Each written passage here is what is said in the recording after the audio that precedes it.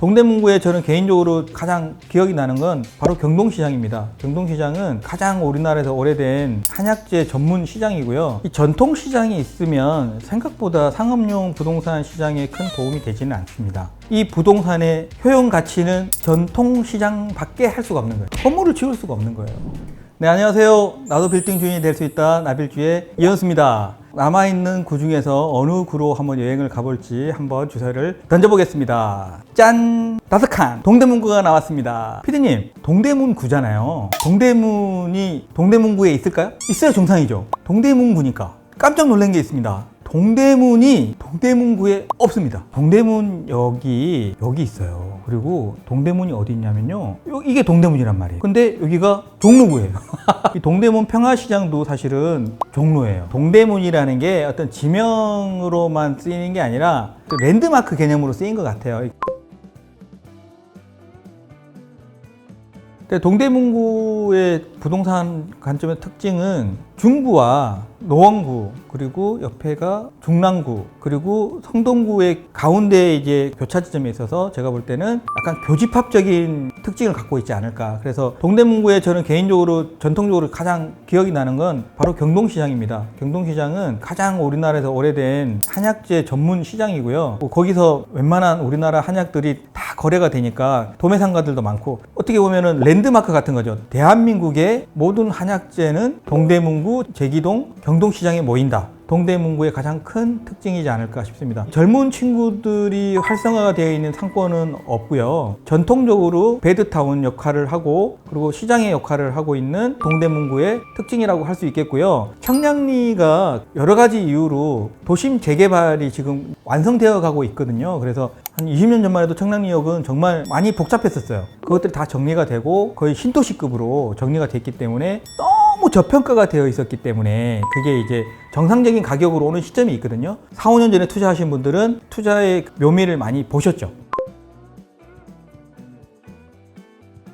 교통적으로 봤을 때도 외곽으로 빠져나가는 교통은 편하긴 한데 실질적으로는 사각지대라고 저는 보여집니다. 서울 중앙 가까이 있는데도 불구하고 성동구에 비해서 많이 소외되어 있는 상황인 것 같아요. 종로구 보면은 거의 전체가 뭐 어마어마한 지역이 상업지잖아요. 동대문구로 와보니까 청량리역의 일부를 제외하고, 그리고 여기 답심리 교통광장의 일부를 제외하고는 저희가 좋아하는 중공업지도 거의 없고요. 상업지도 작아요. 사람이 모이는 지역이라기보다는 지나가는 교통로의 역할을 하고 있지 않을까라는 생각이 드네요. 투자 관점에서 봤을 때는 매력도가 조금 낮다고 보여지는데요. 그래도 신설동역에 보면 이 동대문역 근처 상권에서 의류로 큰 돈을 버신 분들이 굉장히 많으세요. 뭐 무땡땡이라는 회사도 사실 동대문에서 시작을 했고, 그분들이 돈을 벌어서 어디에 사무실을 두고 주로 어디에 거주하시는지 아세요, 피디님? 신설동역 주변에 많이 거주하세요.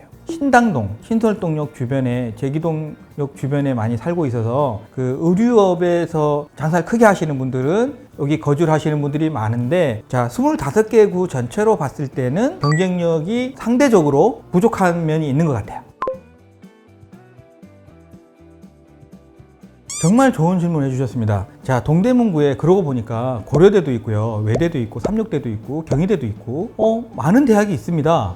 그런데 우리나라 5대 상권 중에 홍대 상권이 있죠, 건대 상권이 있죠. 그런데 왜 고려대 상권, 외대 상권은 없을까요? 소비력이 너무 이제 학문 탐구에 집중을 하다 보니까 노는 데에 집중을 하지 않는 게 아닌가. 건대 상권과 홍대 상권은 교통이 편하니까 그 강북의 성동구에 많은 사람들이 거기서 놀이 문화가 잡혀 있는 거죠. 홍대는 마포를 중심으로 잡혀 있는 거고, 전국적으로 봤을 때도 탑 클래스 상권인 거고. 자, 동대문구에 있는 대학들은 왜 상권이 활성화가 안 됐을까?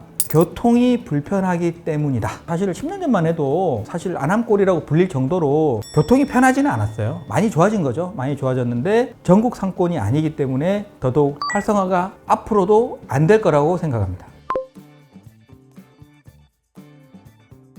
이 전통시장이 있으면 생각보다 상업용 부동산 시장에 큰 도움이 되지는 않습니다. 전통시장 내에 부동산이 있다고 가정을 해볼게요. 이 부동산의 효용 가치는 전통시장 밖에 할 수가 없는 거예요. 건물을 지을 수가 없는 거예요. 내 땅에 많은 유동인구가 왔다 갔다 하지만 실제로 이 땅의 효용 가치만큼을 다 뽑았을 수가 없는 거죠. 이 전통시장에 있는 제 땅을 누군가한테 팔려고 하면 살려는 사람이 정해져 있는 거예요. 이 전통시장에서 어떤 경제활동을 하는 사람만이 내 땅을 사줄 수 있는 시장으로 형성이 되어 있는 거예요. 비싼 가격을 받을 수 있는 확률이 낮은 거예요. 중구에 사는 사람이거나 중랑구에 사는 사람, 성동구에 사는 사람들, 요 정도의 그 거리에 있는 사람들이 동대문구의 땅이 매물로 나오면 소비가 될 겁니다. 경쟁이 붙어야 가격이 올라가는 거거든요. 경쟁이 심하지 않다라고 저는 생각을 하는 거고요. 동대문구도 많이 오르긴 했지만 시장의 논리에 의해서 가격이 급등할 지역은 아니라고 생각합니다. 지금까지 동대문구에서 제가